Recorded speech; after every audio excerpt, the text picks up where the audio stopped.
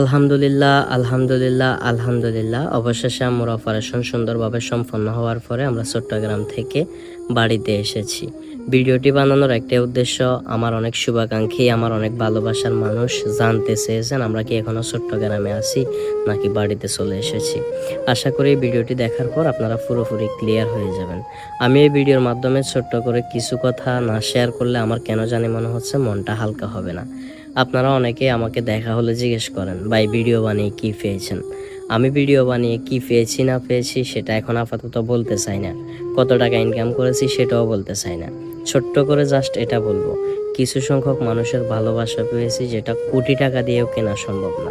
তো দিন শেষে আসলে এই ভালোবাসার মানুষগুলোর কথা চিন্তা করে হয়তো বা এখনও সোশ্যাল মিডিয়াতে টিকে আছি। আমার আম্মু অসুস্থ হওয়ার পর থেকে, আম্মুর অপারেশন হওয়ার আগ থেকে পর পর্যন্ত কি পরিমাণ মানুষ আমাকে ইনবক্সে মেসেজ দিয়েছে সেটা হয়তো বা আমি আপনাদেরকে